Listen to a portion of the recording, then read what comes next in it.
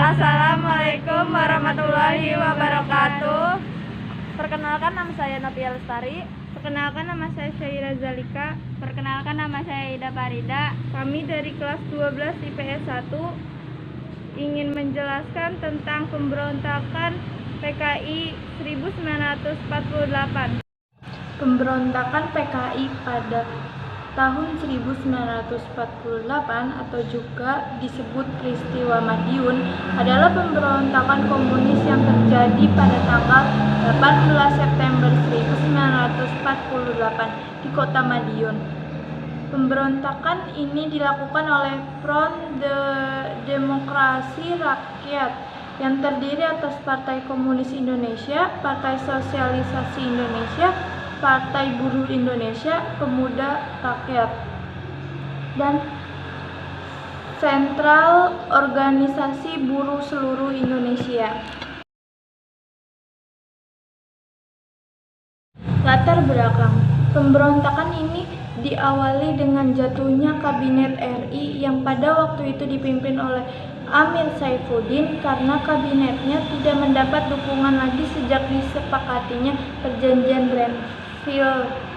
Lalu dibentuklah kabinet baru dengan Muhammad Hatta sebagai Perdana Menteri, namun Amir beserta kelompok-kelompok sayap kiri lainnya tidak setuju dengan pergantian kabinet tersebut. Dalam sidang Politbiro PKI pada tanggal 13 sampai 14 Agustus 1948, Musso, seorang tokoh komunis Indonesia yang lama tinggal di Uni Soviet, sekarang Rusia, ini menjelaskan tentang pekerjaan dan kesalahan partai dalam dasar organisasi dan politik, dan menawarkan gagasan yang disebutnya Jalan Baru untuk Republik Indonesia.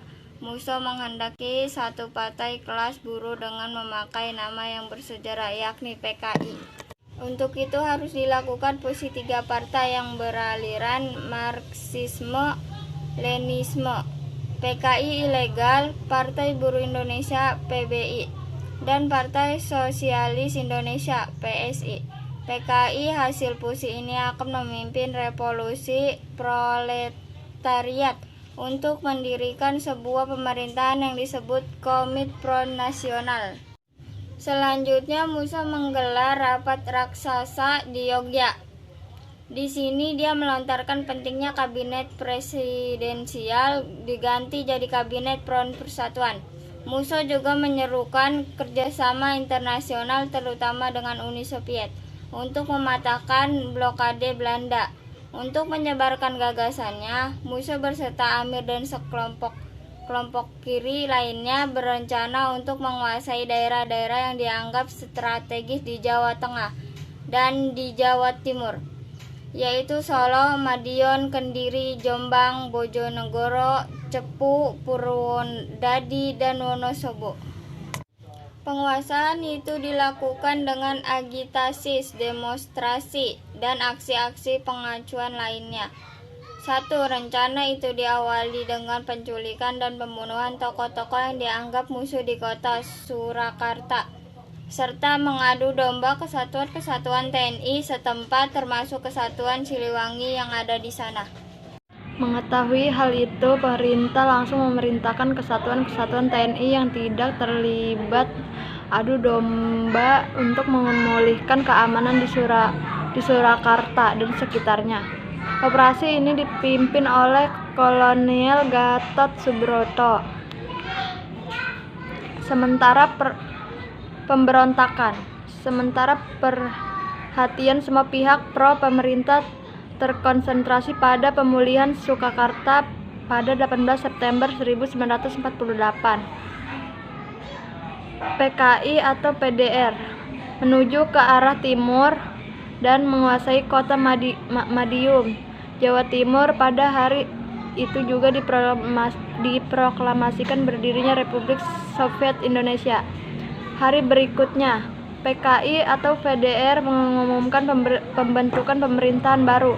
Selain Madiun, PKI juga mengumumkan hal yang sama pula di Pati, Jawa Tengah. Pemberontakan ini menewaskan Gubernur Jawa Timur RM Suryo, Dr. Pro Kemerdekaan Moerdi, serta beberapa petugas polisi dan tokoh agama. Untuk memulihkan keamanan secara menyeluruh di Madiun, pemerintah bertindak cepat. Provinsi Jawa Timur dijadikan daerah istimewa. Selanjutnya, Kolonel Sungkono diangkat sebagai gubernur militer. Operasi penumpasan dimulai pada tanggal 20 September 1948, dipimpin oleh Kolonel A.H. Nasution. Ini adalah gambar proses integrasi terhadap anggota PKI pada bulan September 1948. Gambar di atas tampak TNI bersenjata dan masyarakat yang menangkap anggota PKI pada bulan September 1948. Selanjutnya, ini gambar integrasi yang dilakukan oleh seorang prajurit TNI kepada simpatisan PKI.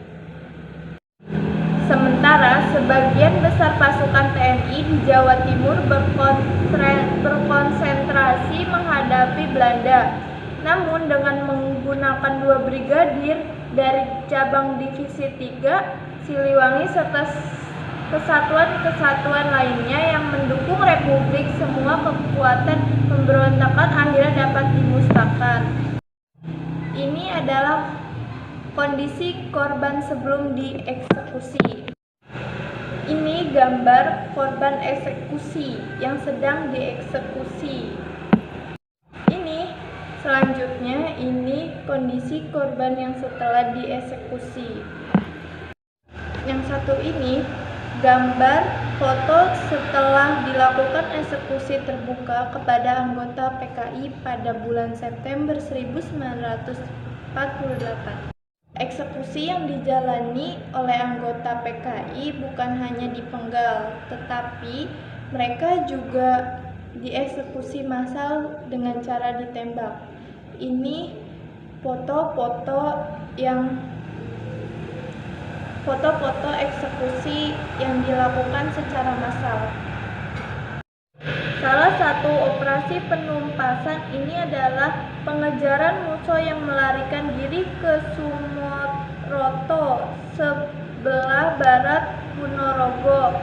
Dalam peristiwa itu, musuh berhasil ditembak mati, sedangkan Amir Saifuddin dan tokoh-tokoh kiri lainnya berhasil ditangkap dengan jatuhi hukuman mati. Amir sendiri tertangkap di daerah Grobogan, Jawa Tengah.